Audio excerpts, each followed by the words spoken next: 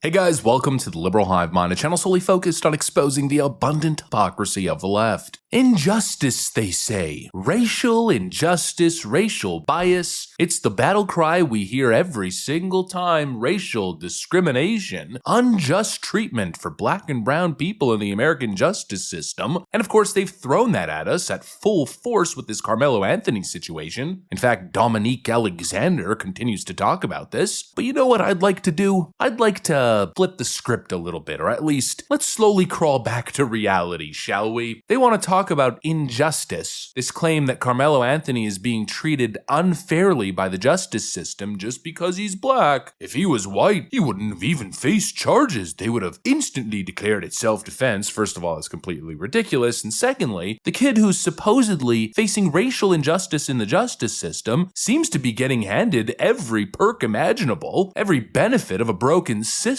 and the craziest part is that he's the last person to deserve it. I mean, I have never seen such blatant privilege shoveled out to somebody who clearly doesn't merit it, not even an ounce of it. But once again, another leftist cultural display for us, the way the modern left turns criminals into martyrs and victims into the forgotten. Let's talk about the latest stuff going on surrounding Karmelo Anthony. We got some stuff to get into, so let's roll the tape. Alright, so first I want to go back and talk about the slashing of Karmelo Anthony's bail. Remember, the price tag started initially at $1 million, but then magically overnight it was reduced down to $250,000, and we were scratching our heads, wondering what the hell was going on. And during that same day, I remember relevant law enforcement officials mentioning how they had a video of the incident, and so although I was doubtful, based on the police report, that the video evidence would show anything that exonerated Karmelo, I put two and two together and I at least considered the possibility that maybe there was a video that exonerated Karmelo and that's why his bail was dropped so dramatically. But I remember recording that video, I said, yeah, chances are probably not. I think the highest likelihood is that his bail was reduced simply because of racial grievance narratives, and the video evidence likely showed that this was murder.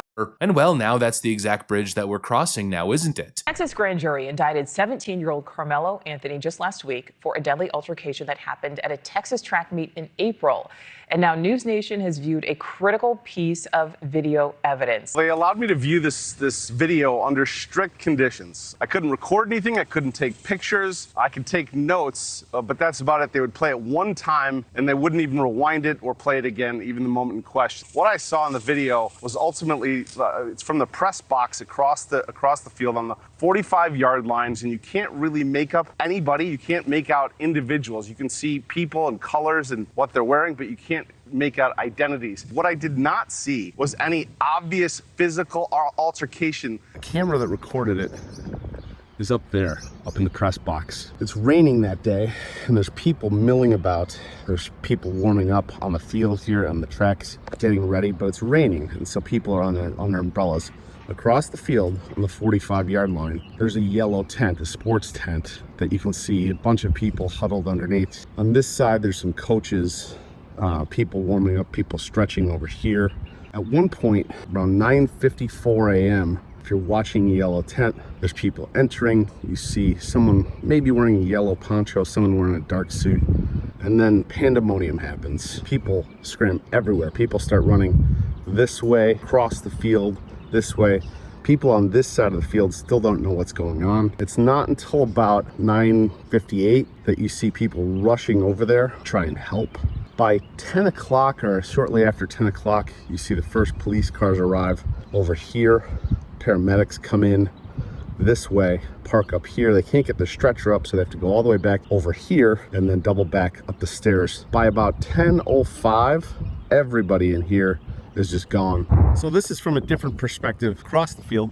You can see where the cameras, the press box cameras, captured everything. We're on the 45-yard line here. This is where it ultimately happened. There was a tent right up here, kind of the sports tent where everybody was huddled. At 9:44, whatever went down happened right here.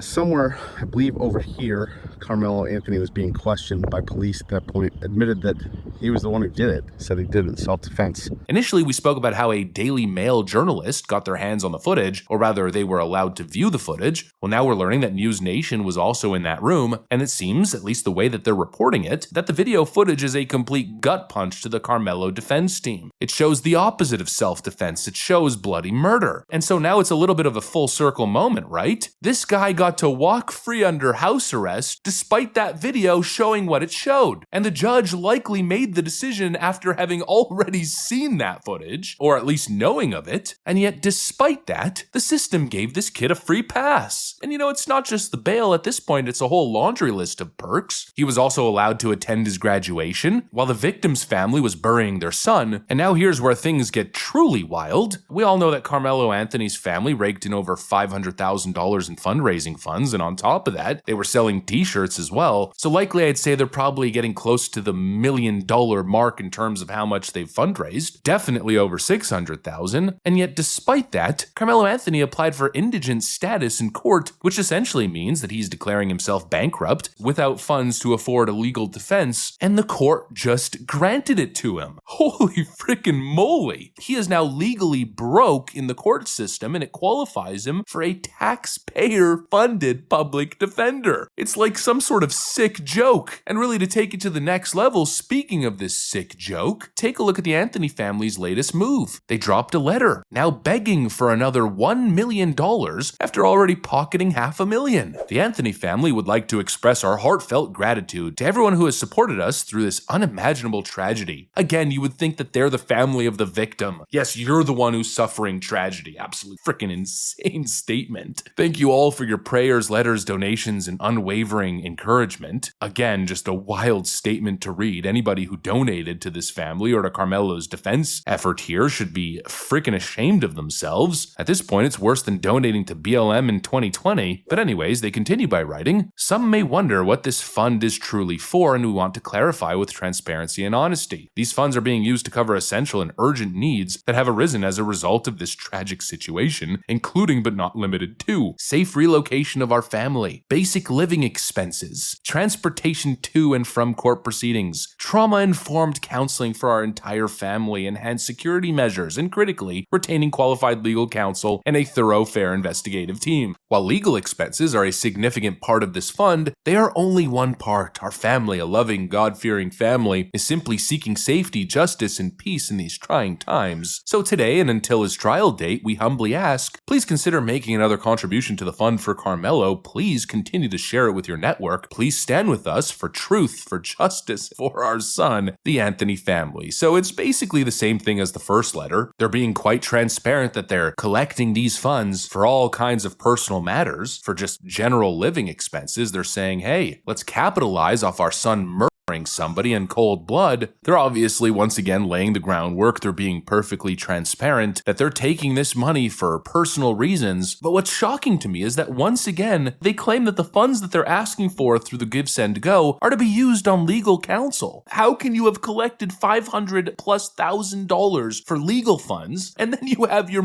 son ask the courts to be set as indigent status? It's completely insane. It's a slap in the freaking face. And the craziest thing is that the courts, again, allowed it. I mean, talk about privilege. This teen murderer has been granted every privilege imaginable, and yet the left keeps telling us that there's a huge problem of racial injustice across the nation. Give me a frickin' break. The Karmelo situation, in my view, proves the exact opposite, and of course the facts continue to suggest that this kid is absolutely frickin' cooked. Anyways, that's pretty much what I got for you guys. Hopefully you enjoyed the video. If you did, make sure to leave a like and possibly subscribe. Thanks for watching, and I'll see you on the next one.